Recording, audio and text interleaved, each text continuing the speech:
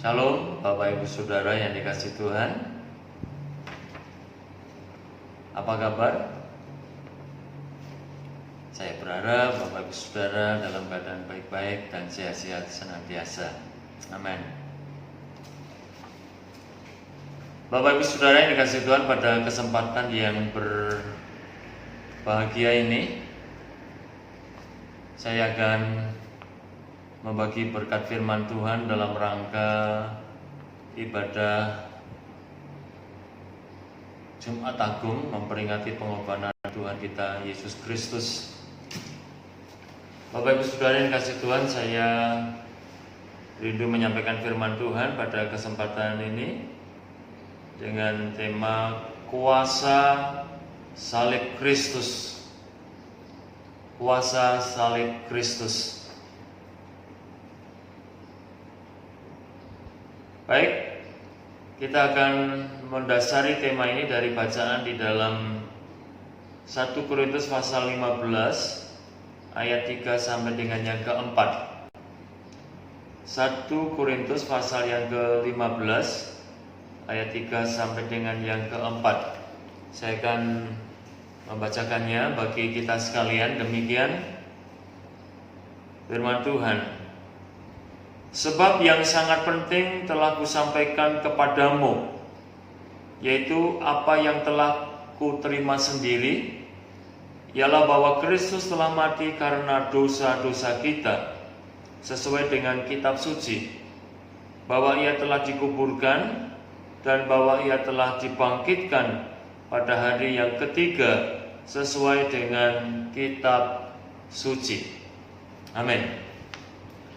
Bacaan kita memberitahukan bahwa berita tentang Kristus yang disalibkan, Kristus yang mati karena dosa-dosa kita adalah berita yang sangat penting. Bapak Ibu Saudara, hari-hari ini kita begitu diarahkan perhatian kita kepada berita tentang virus corona. Perhatian kita tersedot ya tentang wabah virus corona, baik di media cetak, media elektronik ya, khususnya lewat televisi ataupun juga media sosial. Hampir terus berita tentang virus corona dengan segala sesuatunya yang berkaitan dengan virus tersebut. Nah, Bapak Ibu Saudara yang dikasihi Tuhan, apa reaksi kita ketika mendengar berita-berita tentang hal itu? Ya, berita-berita itu membuat kita cemas, panik, takut, dan seterusnya. Ya, memang kabar-kabar dari dunia ini bukan kabar yang menggembirakan. Kabar dari dunia ini adalah kabar yang menakutkan, ya. Zaman sekarang, ya, banyak kabar yang menggelisahkan, menakutkan, mencemaskan. Namun pada kesempatan yang keberkatan pada saat ini, saya ingin menyampaikan berita yang menggembirakan, ya, berita yang menyukacitakan, karena Injil adalah kabar baik, kabar yang menggembirakan. Nah, seperti yang dikatakan oleh Rasul Paulus tadi, bahwa ini adalah kabar yang penting, ya, yang harus kita perhatikan dan selanjutnya kita percayai, kita laksanakan dalam kehidupan ini, sehingga kabar tentang karya salib Kristus itu mendatangkan damai sejahtera, sukacita dalam kehidupan kita.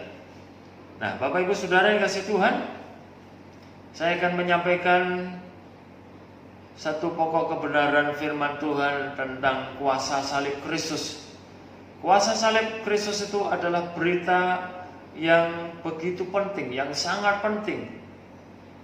Ada 3 alasan yang ingin saya kemukakan ya pada kesempatan ini, mengapa berita tentang salib Kristus itu begitu penting. Ada 3 alasan yang perlu kita ketahui. Baik, kita akan dalami bersama-sama satu persatu. Yang pertama, berita tentang salib Yesus Kristus begitu penting. Alasannya satu, kuasa salib Kristus memberi kemenangan tertinggi. Ya, berbicara tentang kemenangan itu adalah kebutuhan dalam hidup kita, terlebih kemenangan yang tertinggi. Apa itu? Yaitu kemenangan atas musuh yang akan membawa kita kepada kebinasaan, yaitu iblis. Nah, Bapak Ibu Saudara yang kasih Tuhan, musuh terbesar manusia adalah iblis, bukan darah dan daging, bukan sesama manusia, terlebih bukan di antara kita sesama anak-anak Tuhan. Musuh yang sesungguhnya adalah iblis. Itu musuh terbesar kita, karena iblis akan membawa kita kepada kebinasaan, akan membawa kita kepada maut, kepada kematian yang kekal. Nah, sejak manusia jatuh dalam dosa, manusia ada di dalam perhambaan iblis, dan iblis akan terus membelenggu kita, akan membawa kita kepada maut. Tetapi puji Tuhan, ada kabar baik yang perlu kita perhatikan. Seperti ayat yang kita sudah baca tadi, Alkitab menyampaikan kabar baik bahwa Kristus telah mati karena dosa-dosa kita, sesuai dengan kitab suci, dan bahwa ia telah dikuburkan, dan bahwa ia telah dibangkitkan pada hari yang ketiga sesuai dengan kitab suci, untuk memberikan kepada kita kemenangan. Nanti Paskah, hari Minggu, ya, kita mengingat kemenangan Kristus yang sudah mengalahkan maut. Bapak Ibu Saudara yang dikasihi Tuhan, jadi kita punya musuh yang terbesar, yaitu iblis. Ya. Olehnya itu Bapak Ibu Saudara, kita perlu yaitu kuasa salib Kristus. Sebab hanya kuasa salib Kristuslah yang dapat membebaskan kita dari belenggu iblis, belenggu dosa dan kematian. Nah, oleh sebab itu Bapak Ibu Saudara yang dikasihi Tuhan, maka kita harus mengenakan kuasa salib Kristus dalam kehidupan kekristenan kita. Jangan sampai kita menjadi orang Kristen tanpa salib. Jika kekristenan kita tanpa salib, kita tidak akan menjadi orang Kristen yang memiliki kemenangan yang tertinggi, yaitu menang atas kuasa iblis, dosa dan kematian. Nah, jadi jangan sampai kekristenan kita tanpa salib. Nah, Bapak Ibu Saudara yang dikasihi Tuhan, iblis selalu mencoba akan membawa kita menjadi orang Kristen tanpa salib. Dan itu sudah sejak zaman Yesus, iblis mencoba untuk menyerongkan visi misi daripada kedatangan Tuhan ke dunia ini, untuk kemudian tidak naik di atas kayu salib mengerjakan karya penebusan. Ketika Tuhan Yesus ada di muka bumi, iblis sudah tahu tujuannya, bahwa dia akan menunjukkan karyanya untuk menebus dan memberikan manusia kehidupan yang kekal. Nah, maka iblis pada saat Tuhan Yesus sudah ada di dunia ini mencoba, ya, berusaha untuk menggagalkan karya Kristus, ya. Maka ketika Tuhan Yesus berbicara kepada para murid-muridnya bahwa dia akan menderita sengsara, disalibkan, namun pada hari yang ketiga akan bangkit dan menang atas maut, maka iblis tidak senang, ya. Iblis tidak ingin itu terjadi. Maka iblis, ya, menggunakan Petrus, ya, memakai Petrus, murid yang terkemuka itu. Iblis memakai Petrus dan mengatakan kepada Tuhan, Tuhan, kiranya Allah menjauhkan hal itu sekali-kali takkan menimpa Engkau. Dalam Matius 16 ayat yang ke-22. Nah, ketika Tuhan Yesus mendengar Petrus mengatakan demikian, Tuhan Yesus menjawab, ya. Yesus berpaling dan menghardik dengan berkata, "Enyahlah iblis, engkau suatu batu sandungan bagiku, sebab engkau bukan memikirkan apa yang dipikirkan Allah, melainkan apa yang dipikirkan manusia." Matius 16 ayat yang ke-23. Ya. Dari ayat ini kita juga tahu bahwa apa yang dipikirkan manusia, termasuk saudara dan saya, sekalipun kita sudah menjadi pengikut Kristus, yang dalam pikiran kita adalah kepingin hidup Kristen kita itu Kristen tanpa salib. Tanpa salib, tanpa yaitu kematian atas dosa, tanpa kematian terhadap dosa. Nah, seperti yang dikatakan dalam Kolose pasal yang kedua ayat yang ke-14 dan 15, demikian saya bacakan. Dengan menghapuskan surat hutang yang oleh ketentuan-ketentuan hukum mendakwa dan mengancam kita, dan itu ditiadakannya dengan memakukannya pada kayu salib. Ia telah melucuti pemerintah-pemerintah dan penguasa-penguasa dan menjadikan mereka tontonan umum dalam kemenangannya atas mereka. Nah, jadi berdasarkan nats dalam Kolose pasal yang kedua ayat 14 sampai dengan 15 ini diberitahukan kepada kita tentang kebenaran ini, bahwa kemenangan atas dosa, kemenangan atas iblis, kemenangan atas kematian itu hanya terjadi ketika Kristus mati di atas kayu salib. Dan itu berarti hal yang sama harus kita pahami. Kita akan mengalami kemenangan yang tertinggi dalam kehidupan kita, yaitu atas iblis, dosa, dan kematian, ketika kita mau menjadi satu dengan apa yang sama dengan, yaitu salib Kristus, kematian Kristus. Kematian Kristus adalah kematian atas dosa. Berarti kita diingatkan, kita harus menjadi orang Kristen yang mau mati atas dosa. Itu artinya Kristen salib. Nah, jadi jangan sampai kita menginginkan yaitu kehidupan Kristen tanpa salib, sebab jika kita menjadi Kristen tanpa salib, kita tidak akan mengalami kemenangan yang sejati, kemenangan yang tertinggi. Nah, oleh sebab itu Bapak Ibu Saudara yang kasih Tuhan, ini yang pertama, berita tentang kuasa salib Kristus itu penting dan harus kita hayati dan harus kita terapkan, karena kuasa salib Kristus memberi kemenangan tertinggi. Haleluya. Yang kedua, Bapak Ibu Saudara yang dikasih Tuhan, yang kedua, berita tentang salib Kristus itu penting kita dengar dan kita hayati, kita percayai dalam kehidupan ini, karena kuasa salib Kristus memberi kebebasan sejati atau pembebasan sejati. Dalam Roma pasal 6 ayat yang ke-6 sampai 7, Rasul Paulus menulis, ya, sesuai atau berdasarkan dengan ilham Roh. Dia katakan demikian, karena kita tahu bahwa manusia lama kita telah turut disalibkan, supaya tubuh dosa kita hilang kuasanya, agar jangan kita menghambakan diri lagi kepada dosa.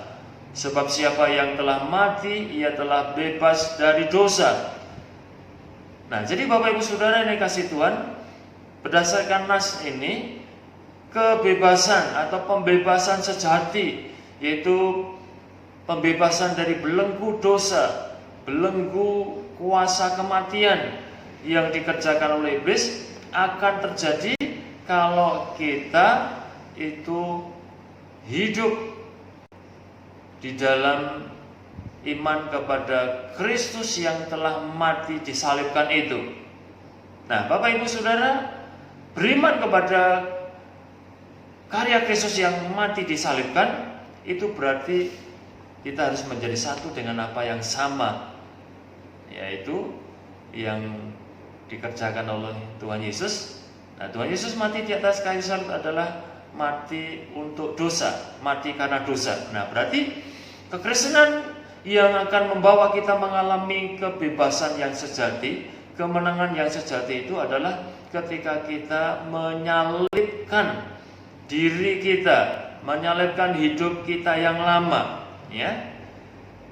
Bagaimana kita dapat dibebaskan dari dosa? Alkitab menjelaskan bahwa kita hanya dapat dibebaskan melalui salib Kristus. Sebab salib Kristus memberikan janji sebagai berikut. Sebab kamu tidak akan dikuasai lagi oleh dosa, karena kamu tidak berada di bawah hukum Taurat, tetapi di bawah kasih karunia. Roma 6 ayat yang ke-14. Nah, jadi kita akan beroleh kasih karunia, hidup di dalam pembebasan, hidup di dalam kelepasan atas dosa yang membawa kepada kematian, yaitu ketika kita hidup yaitu tidak dikuasai oleh dosa lagi. Kita sudah menyalibkan hidup kita yang lama, menyalibkan hidup kita yang dikuasai oleh dosa itu. Nah, Bapak Ibu Saudara yang dikasihi Tuhan, jadi kuasa salib Kristus memberikan kebebasan yang sejati. Nah, jadi kalau saat ini kita masih menjadi orang Kristen yang belum mati atas dosa, itulah yang menjadi pergumulan yang harus kita gumuli.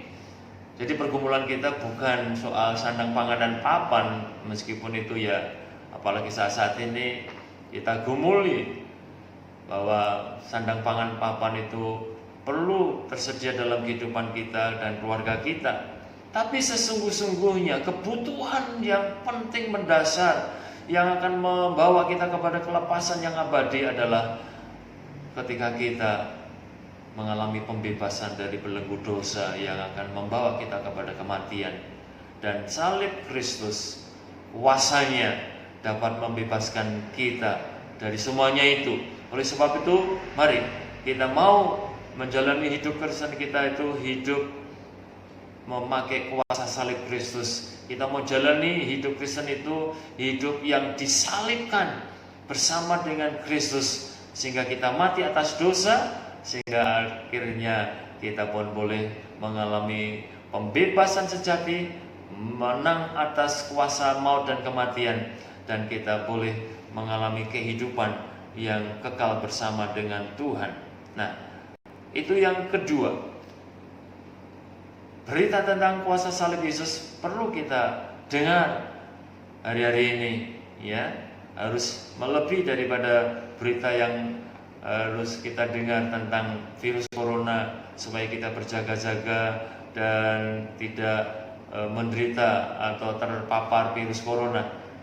Ya, kalau virus corona kita gagal ya menanggulanginya, paling banter adalah kita mati. Iya, tapi mati jasmani.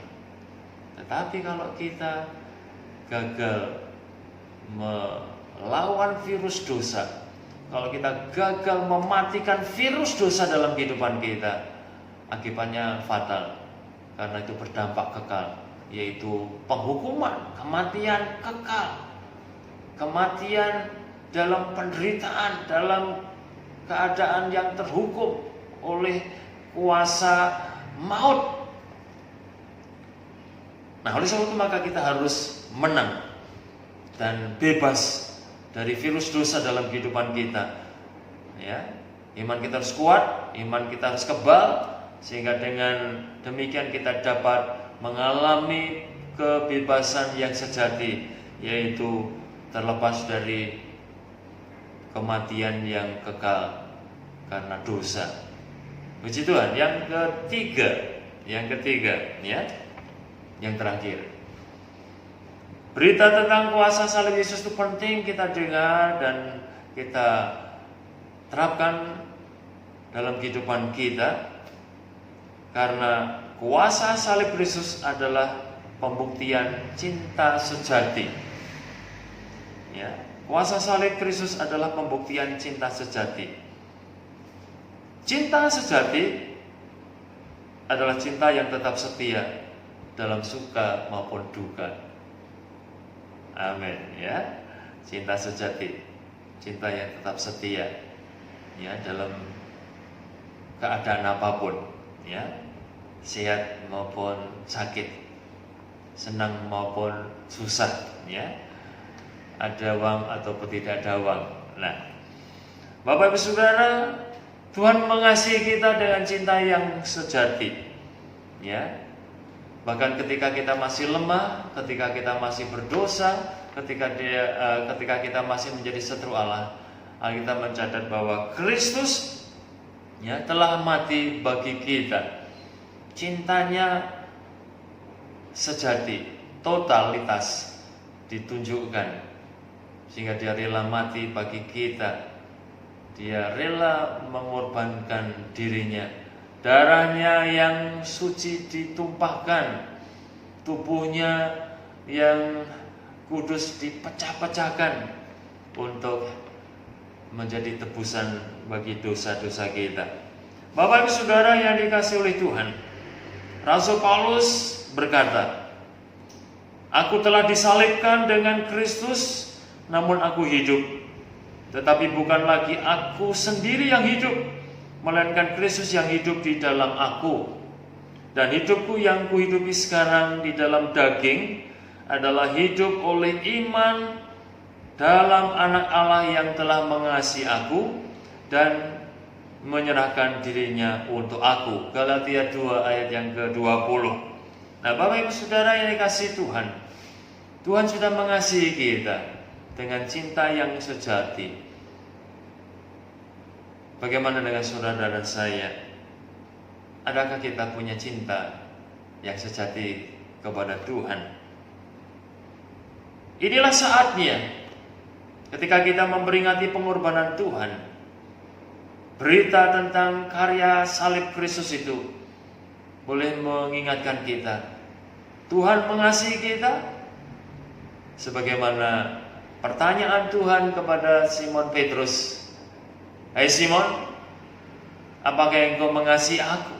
Nah, pertanyaan yang sama ditanyakan kepada kita pada saat ini.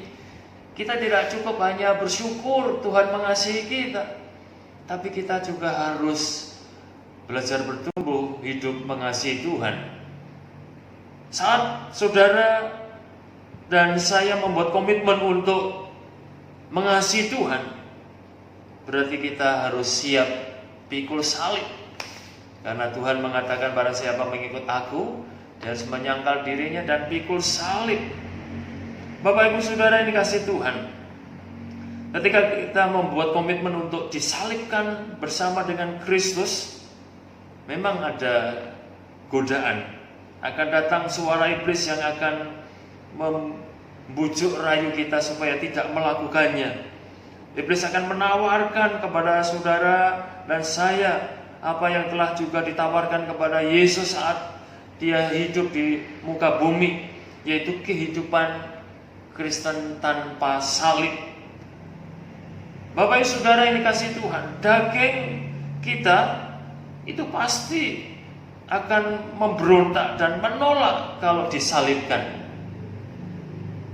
Saudara, namun kita harus berjuang ya, melawan daging. Kita harus menyalibkan daging kita setiap hari. Kita selalu bergumul bagaimana menyalibkan daging, karena daging terus bangkit dan terus yaitu memberontak untuk tidak mau disalibkan.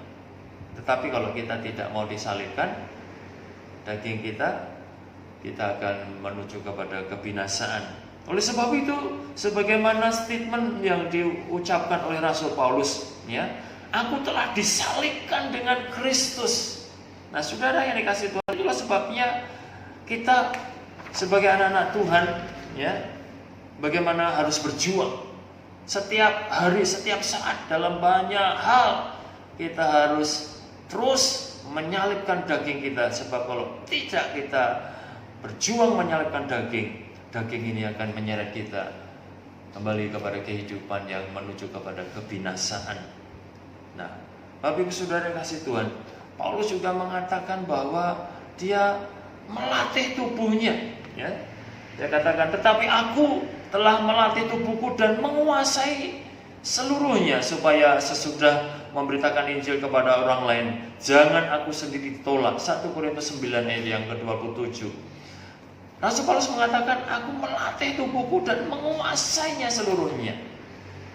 Jadi supaya tubuh daging ini tidak terus memberontak dan terus minta, yaitu dipuaskan dengan hidup tanpa salib. Nah, Bapak Ibu Saudara yang dikasihi Tuhan, kita harus seperti Paulus melatih, dilatih, didisiplin, ditertibkan, dikuasai, supaya tidak terus minta dimanjakan dengan diberi kepuasan-kepuasan lahiriah, kepuasan-kepuasan duniawi. Kita harus kuasai, kita harus latih, kita harus disiplin, harus kita karantina, daging kita ini harus kita lockdown supaya tidak kemana-mana, tapi tetap hidup seturut dengan jalan salib. Kita harus membuat daging tunduk kepada firman Tuhan. Kita harus membawanya kepada kayu salib, mati terhadap diri sendiri. Pada saat saudara mati terhadap diri sendiri dan saudara mulai kehilangan apa yang dapat saudara pegang, saudara yaitu banggakan secara duniawi ini, maka kita akan menuju kepada satu kehidupan yang kita boleh katakan cinta kepada Tuhan, cinta kepada Kristus yang sudah mengasihi kita. Kita harus menempuh jalan salib. Kita harus menaklukkan diri kita menuju Kalvari, supaya tabiat lama kita tidak akan membawa kita kepada kehidupan yang menuju kepada kebinasaan. Dalam Galatia pasal 5 ayat 24 sampai 26 dikatakan, barang siapa menjadi milik Kristus Yesus, ia telah menyalibkan daging dengan segala hawa nafsu dan keinginannya. Jikalau kita hidup oleh Roh, baiklah hidup kita juga dipimpin oleh Roh. Mari kita beri diri kita dipimpin oleh Roh, maka bentuk yang nyata dari kehidupan yang dipimpin oleh Roh, yaitu kita telah menyalibkan daging. Kita menunjukkan karakter hidup Kristen kita, kehidupan yang bernuansakan salib, bukan simbol-simbol, tapi memang kehidupan Kristen yang disalibkan. Bapak Ibu Saudara yang dikasihi Tuhan, adalah tidak mungkin untuk hidup dalam Roh, dipimpin oleh Roh, tetapi daging masih hidup dan masih kita puaskan keinginannya. Saudara dan saya dapat hidup dalam Roh, kita hanya dapat hidup dalam Roh apabila kita telah menyalibkan daging. Bapak Ibu Saudara yang dikasihi Tuhan, iman tidak akan pernah hidup di dalam diri orang yang hidup menurut daging. Iman hanya hidup di dalam diri orang yang mati atas dosa. Pada saat daging mulai mati atas dosa, maka iman kita adalah iman yang hidup. Bapak Ibu Saudara yang kasih Tuhan, apabila kita hidup dalam daging dan segala hawa nafsu dan keinginannya, maka kita tidak akan memiliki kehidupan Kristen yang berarti. Seberapa banyak kita berbakti, seberapa banyak kita dengar firman Tuhan, bahkan seberapa banyak kita melakukan kegiatan pelayanan, bahkan mengorbankan harta kita, tapi kalau kita hidup tidak mematikan daging kita dan hawa nafsunya, kita tidak akan dapat beroleh pembebasan yang sejati, kelepasan yang sejati, kemenangan yang tertinggi. Nah, oleh sebab itu Bapak Ibu Saudara yang kasih Tuhan, kita nggak cukup banyak menyebut Dia Tuhan, Tuhan. Kita berseru-seru Tuhan, Tuhan. Tetapi apabila kita tidak mematikan daging kita, maka kekristenan kita adalah kekristenan yang kosong, kekristenan yang nol, yang tidak akan membawa kita kepada kehidupan yang kekal. Nah, oleh sebab itu Bapak Ibu Saudara yang kasih Tuhan, mari pada kesempatan yang istimewa dalam rangka memperingati pengorbanan Tuhan kita Yesus Kristus di Jumat Agung ini, mari 3 kebenaran firman Tuhan yang kita sudah renungkan, bagaimana kuasa salib Kristus itu menjadi berita penting dan juga kemudian kita terapkan dalam kehidupan kita, yaitu bahwa kuasa salib Kristus itu memberi kemenangan tertinggi. Yang kedua, kuasa salib Kristus memberi pembebasan yang sejati.